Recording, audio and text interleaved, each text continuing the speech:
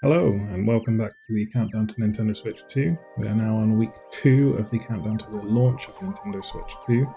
It is April 9th, which means we have got just 8 weeks left to go. We're 1 week removed now from the Nintendo Direct that revealed it all last week, and we've got a lot of new topics to discuss.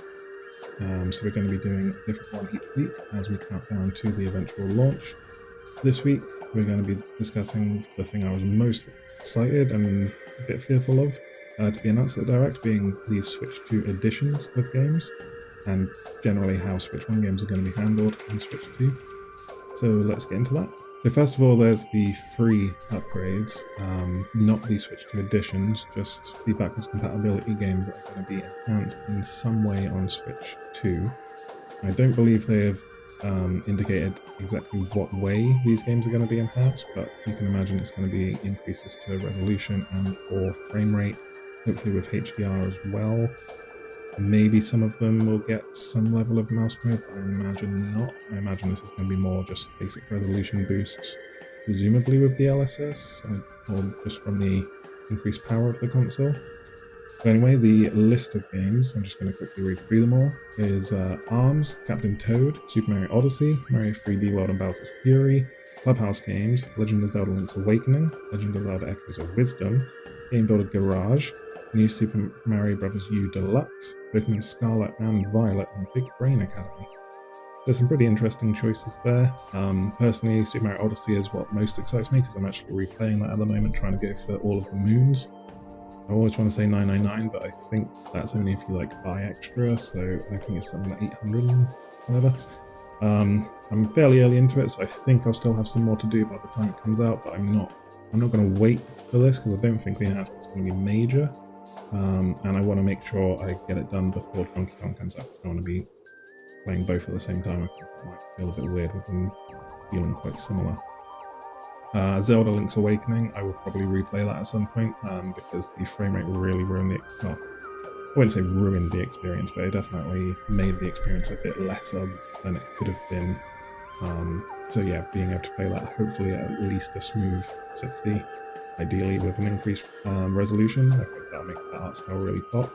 Similar for Echoes of Wisdom, it's a bit too recent for me to have played it to play it again, but maybe someday.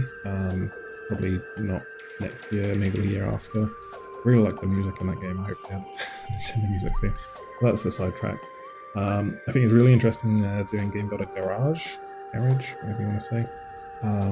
I kind of felt like they abandoned it almost. I don't think there was ever a way to really share the games, so you'd kind of hope they would do a Switch 2 edition and add that at least, but it's cool that they're adding to it at least. Similarly, Big Brain Academy, I forgot that game even had come out. Captain Toad, I played on the original Wii U, and I bought it on the Switch, but I never actually got around to playing it, so maybe I'll finally do that. I do worry some of them might just be updates to take advantage of game chat, but then they have shown other games that aren't listed here that can use that, so maybe not. So yeah, these are all mostly basic upgrades. It's very cool that they are doing this. Hopefully this isn't the final list. Hopefully they add these over time. Or hopefully the other games can just take advantage of it, of the power of the hardware just natively. That'd be really cool. So then we've got these Switch 2 editions themselves, which being the more majorly added to games with extra visual enhancements or FPS upgrades, and seemingly most of them have extra content if they're like an older game that has already come out. So that's pretty cool. It's interesting what that means, because that does mean that any game that's already come out can now get extra content, even if it's a few years old. Like Pokemon Forgotten Land came out in 2022, I believe, and that's now getting extra content. So any game in the last 5 years, I think, is fair game. Obviously, if they're just about to release a new game in the series, then they're not going to do it, I would assume. Although they're doing Kirby and Kirby Air Riders, bit of a different thing, and Kirby gets a lot of games anyway, so a bit different, but yeah, probably not. Yeah, I really like it. I think all of the games shown, the visual upgrade has been pretty significant. I didn't think Super Mario Party was, but then I saw GVG do their Good Vibes Gaming do their comparison, and it was actually quite stark seeing the different. I think it's more the lighting than anything, but it just really adds to it and does look really nice. And the new content for the games are getting is really cool. I hope we definitely see more of that down the line, especially if the games in the series aren't going to be getting if the series aren't going to be getting new games in the series anytime soon on the Switch 2. Like, if it is a few years away, then it's a perfect time to add more content to one of the old games. So the first game they showed for that was Super Mario Party Jamboree, Nintendo Switch 2 edition plus Jamboree TV. Like I just said, the visual upgrade is fairly significant actually, so that's really cool. The new content seems to be focusing on the camera that's being used and the mouse mode. To me, it doesn't seem super significant. Probably cool if you actually have people in your household that all play the game together, but I think not really the sort of thing you're going to be calling up your friends to make sure you can all play online together. I mean, once or twice I'm sure it'll be fun, but it doesn't seem super substantial. I would have personally preferred them to add more stages, what do they call them, boards, and ideally more mini games as well, but I also haven't even bought the game yet, so I'm clearly not the target audience, so that's fine. Next, they showed off The Legend of Zelda Breath of the Wild and Tears of the Kingdom Nintendo Switch 2 edition, with the addition of Zelda Notes. The visual upgrade looked really nice, especially with the HDR and the resolution just looks really nice now. The FPS upgrade is really welcome. I always would welcome an FPS upgrade, and the Zelda game is pretty much rigidly stuck to 30 FPS, but there would be times, especially in Tears of the Kingdom, when you were ultra-handing, you could see the frame rate start to take a hit there, so this seems to get rid of that. They even showed in Breath of the Wild, I think it was Breath of the Wild, they showed it in the Korok Forest, or is it Kibry? I think it's Korok Forest, which was the infamous part of the game where the frame rate was tanked. It felt like sub 15 FPS, like it was not good, and really kind of took away from that area because it made me never want to go back there. Like, I don't think I ever fully explored it because it just kind of sucked in there because it just felt so sluggish to play. So yeah, this is improved now, so that's awesome. Maybe I'll finally get to explore it now. I can't remember how it was in Tears of the Kingdom. That might be something I have to explore. So yeah, the other thing to note is that the Switch 2 editions are mostly going to be premium, or they're all going to be premium with upgrade packs to if you've already got the game, or you can pay a bit extra if you haven't got the game and get it with it. But these ones specifically, the Breath of the Wild and Tears of the Kingdom, are going to be free if you are subscribed to the expansion pack. I am, so I'll be getting them free. That's really cool. They're launch games as well, so at launch I think I'll hop into Breath of the Wild for 5-10 minutes just to have a little walk around, see what's what, ride around on the Master Cycle, see how that runs and how that looks, and then I'll probably go to Tears of the Kingdom and actually play that, because I've kind of purposefully left some content for me to play. I've got like at least a few shrines to do and stuff like that, and I think quite a few side quests actually. Yeah, I'll probably go in. I don't know if I'm play a lot of hours, but I'll play at least a few hours of Tears of the Kingdom with this new upgrade. So it's really cool it's coming. As for Zelda Notes itself, cool. They've added, what was it? Like there's a GPS to help you find things you haven't got yet. Kind of cool, but if you're at that point, I kind of don't see the point in doing it because there isn't a good reward for doing it at the end. And if you want to do it, it's fine. I feel like I might at some point do it while like listening to podcasts or whatever. Just a way to chill out in that world, and just to say I have 100% of it for whatever that's worth. The play stats I think is really cool. I'm assuming it's backwards compatible. I don't know if that's the word. I'm assuming it'll work with your existing save data, and it'll just be really cool just to walk through that and see what you've done in the game and how many of whatever you've killed, how long you've spent. I feel like the amount of enemies killed for me is going to be vastly different between Breath of the Wild and Tears of the Kingdom, because by the time of Tears of the Kingdom I was getting a bit sick of the combat, so I started running past a lot of enemies whenever I could. So that'll be interesting to see. Then there's like the sharing of like items, but also more importantly the auto build blueprints, I guess you call them. I think that's really cool.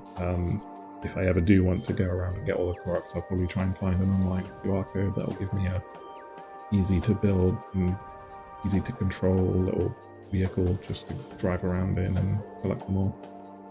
And then there's like extra photo editing. It didn't seem super in-depth. It was like you can change the aspect ratio, move it around, and then add a stamp or a QR code for one of your auto builds. Yeah, it's cool. Oh, the biggest thing is the actual, what I assume is the Zelda notes. Like, there's these little audio logs you can find within the world that it guides you to, and then you hear Zelda talk about the place you're in, almost like a developer commentary, but an in-universe one. And it's not just Zelda. In Tears of the Kingdom, you'll also get ones from Rauru and Master Koga. It looked to me like Rauru was going to be like the Sky Islands, and Master Koga was going to be the Depths, I think they call it. And then Zelda would be the overworld, and then obviously Breath of the Wild only has the overworld, so it would just be her for that. Yeah, that's cool. I don't think I'll go around but trying to find all of them. Maybe I'll try and find a few. Again, maybe if I'm doing like something else at the time. Yeah, it could be fun. But for me, it's mainly the visual upgrades that I'm looking forward to. But then we got a look at Kirby and the Forgotten Land, Nintendo Switch 2 edition, plus Star-Crossed World. This is a game that I haven't played yet, so this is very exciting for me because I've been really looking forward to playing it and just haven't found the time. And then with Switch 2 coming, I was like, oh, maybe I'll wait and see what happens. This is what happens. So it's a pretty nice visual upgrade. I couldn't tell a huge difference, but obviously the 4K is really nice. And then there's the frame rate upgrade, which is really well done, and yeah, I like it a lot. I much prefer 60 FPS. I take 60 FPS 720 over like 4K 30. But thankfully with this, I don't think it's quite 4K. I think they've said it's 1440p or something like that, but it looks amazing, runs really well. The new content seems to just be a remix of old levels. Again, I haven't played it, but as far as I can tell, that's the case. So I do wonder how this is going to work for people like me who haven't played the game yet. Like, are they going to be available straight away so you can kind of play both stories side by side, or is it really a post-game thing that doesn't make sense until you finish the game? We'll have to see. But yeah, I'm very excited to play through that. It's not out till August, so got Mario Kart in June, Donkey Kong in July, and then this in August. So I'm sorted for Switch 2 games for at least the first few months. That's really cool. The next game I want to talk about is Pokemon Legends ZA Nintendo Switch 2 Edition. So this is confirming that future games are going to get Switch 2 Editions day one as well, which is really cool. Obviously there'll be another one we'll talk about later. I feel like this visual and frame rate update for Pokemon really kind of sells the art style. I know a lot of people don't like it, but I do. It's not what I would choose if I could choose anything, but I like it for what it is. And yeah, I think this visual upgrade and the frame rates just really help improve it, just clean it up nicely, and just make the game look really nice in general. I don't think they spoke too much about how they're taking advantage of this hardware, like what they're actually doing with it. But I just think it's really nice that we're going to be getting a brand new Pokemon game this year on brand new hardware that currently isn't even out yet. Usually Pokemon wait like at least a year or so to go onto the new hardware where it's got a bigger install base, but obviously with the backwards compatibility, they can do both here, and I'm really glad they are. I think it looks really nice. Then, the big one, Metroid Prime 4 Beyond Nintendo Switch 2 Edition. This is the one I most wanted. I would have sacrificed every other game in the Direct just to get this. Metroid is my favourite series. Metroid Prime 4 is a game I've been waiting for so long now. And I was just really worried they were going to put it out just before the Switch 2 comes out, make people go, why can't I play this on the Switch 2? And have people just not bother buying it because they're just going to wait for the Switch 2 games. So I'm glad that they're waiting. Seems like it's going to be later this year. I'm okay with that. I'd rather wait for it to be perfect than just get it out now. And I'm hoping it's kind of September, October time, because that's when we don't have any dates yet. I'm assuming Pokemon's going to be like November. So hopefully, yeah, September, October for this one. Visually, I think it looks absolutely stunning. If you've seen any of the comparisons online, it just looks phenomenal. I've seen people say it's, like they've remastered the game before it's even come out. and it genuinely looks like as big of an upgrade for Prime 4 and Switch 1 to Switch 2 as it did for Metroid Prime to Metroid Prime Remastered, which is, that's several console generations of a jump. Part of that is because not only are they outputting in 4K, 60 FPS, they've also improved the textures. So it's not just a resolution bump, they've actually added extra textures or improved the old ones, or how they've chosen to do it. And on top of that, there's the graphical mode options. So you can play 4K 60 FPS with HDR, or you can opt to lower the resolution to 1080 and get the increased frame rate of 120 frames per second, which I did not expect any Nintendo game to ever be boasting about playing at 120 frames, but it is, and it's Metroid Prime, which is perfect. For me, I think the visual upgrade of the 4K is so nice that I wouldn't want to sacrifice it for 120 FPS. I do like increased frame rates, but I don't really feel the benefit unless I go from 60 to 120, or if I'm playing at 120, then I can feel the drop to 60. But generally, I'm just going to play at 4K 60 FPS. I'm probably going to replay the game at some point, maybe multiple times, so I assume at some point I'll do 1080p 120. If they could manage to find a way to do like 1440p 90, I would do that, because that would be the best of both worlds for me. Because really after like 70, 80 FPS, I really struggle to notice the difference. And also 1440p I feel like is a massive upgrade from 1080, but not a real big downgrade from 4K. So yeah, that would be the perfect thing for me. But I feel like I'm asking a bit too much there. We're already getting 2 graphic modes in the Nintendo game, which is just weird. They're also adding the mouse mode support, whatever they're calling it, which makes sense. It's an FPS, it just is perfectly natural to use a mouse. I'm really waiting to see how well it works on your lap, because that's how I would need to do it. I technically do have a desk just to my side where I play, so I could do it, but it probably would be quite uncomfortable. But it's very cool, it's there. Again, maybe this would be like the second playthrough thing that I would try. And I'm just hoping all of the other modes are there, like we know gyro's in it. Metroid Remastered had like 4 or 5 different modes. I ended up going for Pro Controller with like slight gyro control, like just for the little bit of extra movement you have to do.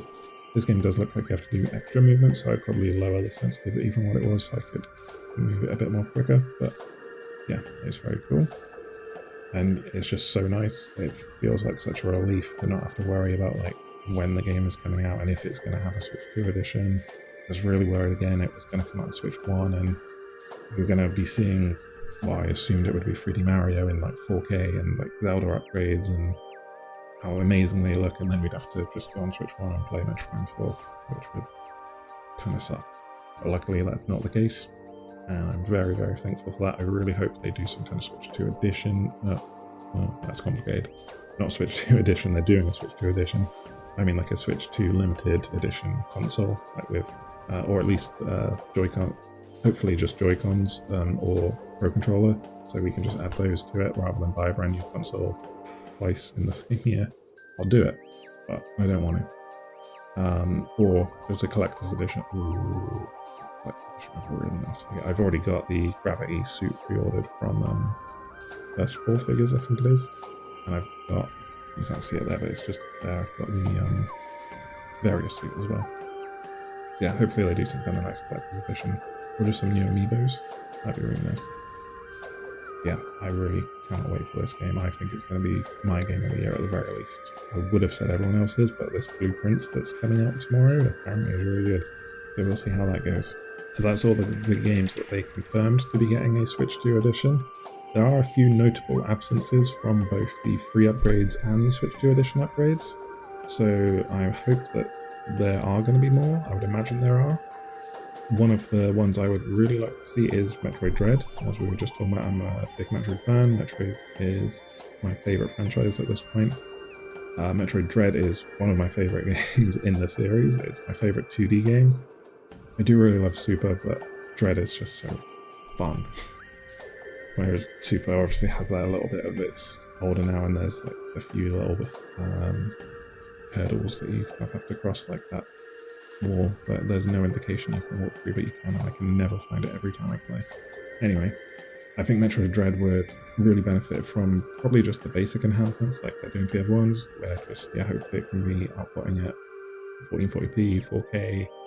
If they can increase the FPS to 120, that'll make the game feel even better. It already feels so good.